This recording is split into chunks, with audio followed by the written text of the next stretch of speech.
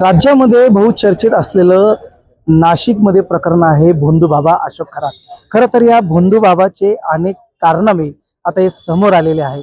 तो या नाशिकमध्ये कॅनडा कॉर्नर परिसरात ज्योतिषाच्या नावाखाली अनेकांची फसवणूक करत होता, हे देखील समोर आलेलं आहे. त्या ठिकाणी ओकस प्रॉपर्टी असं त्याचं कार्यालय होतं. त्या ठिकाणी ज्योतिषी कार्यालय असावं पाहिजे, मात्र ओकस प्रॉपर्टी त्या ठिकाणी कार्यालय. त्या ठिकाणी पीडित महिला असेल, त्या ठिकाणी आपलं राशी भविष्य असेल, अंकशास्त्र भविष्य असेल, हे पाहण्यासाठी जात होता. मात्र या ज्योतिष नावाखाली अशोक खरातेचे कारनामे वेगळेच समोर आलेले. ज्या महिला जात होत्या त्या महिलांचं तो लैंगिक शोषण करायचा आणि त्यांचे व्हिडिओ हे पेनड्राईव्ह मध्ये देखील रेकॉर्ड करायचा. असे अनेक पीडित महिलांचे घाणेरडे शोषण करून तो रेकॉर्ड करायचा. त्याचबरोबर जे चुनचुके असेल, जे जडीबुटीच्या नावाखाली अनेक महिलांची मोठ्या प्रमाणात फसवणूक करायचा.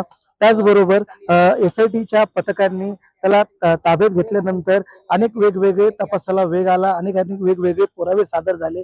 त्यानंतर महिलांनी जो हेल्पलाईन नंबर SIT पथकाकडून त्या महिलांचा देखील SITला चांगला प्रतिसाद मिळाला. त्यानंतर नाशिकमध्ये देखील मोठमोठे राजकीय किंवा राज्यातले बडे बडे नेत्यांचे देखील फोटो हे समोर आलेले आहेत. त्याचबरोबर मिरगावमध्ये त्याचं एक फार्म हाऊस होतं. त्या फार्म हाऊसमध्ये ते संपूर्ण आपली काळी जादू त्या ठिकाणी करायचा आणि अनेक बड्या बड्या नेत्यांना तो वेड्यात देखील काढायचा. परदेशामध्ये देखील त्या ठिकाणी त्याचा पैसा हा जायचा, अशी देखील माहिती मिळते. SIT कडून वारंवार कालच SIT पथक कॅनडा कॉर्नर मध्ये हा तपासासाठी गेला होता. त्या तपासामध्ये त्यांच्या हाती काय पुरावे लागले हे देखील आता पाहणं गरजेचं होतं. नाशिकमध्ये भोंदूबाबांनी अनेकांना हे वेड्यात काढलं असं देखील आता हे समोर आलेलं आहे. आणि या भोंदूबाबाचा खरं तर पहिले 7 दिवसाची ही पोलीस कोठडी होती, नंतर ही 8 दिवसाची होती. आधी त्याला जिल्हा न्यायालयात कोर्टामध्ये हजर केलेला आहे. आता आतमध्ये युक्तिवाद चालू आहे.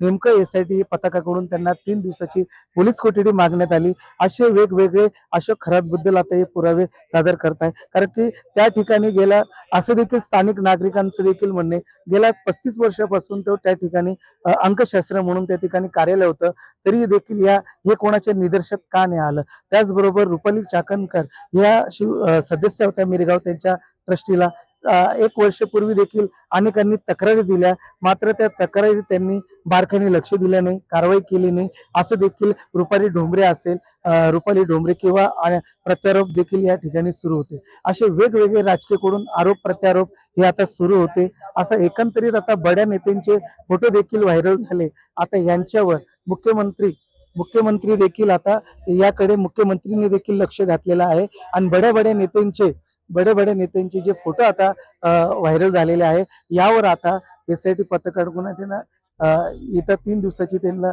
कोठडी जरी मागण्यात आली. आणि आता या युक्तिवादमध्ये काय निर्णय होतो हे देखील आता पाहणं गरजेचं आहे. टॉप न्यूजसाठी प्रतिनिधी प्रकाश झुर्वे, नाशिक.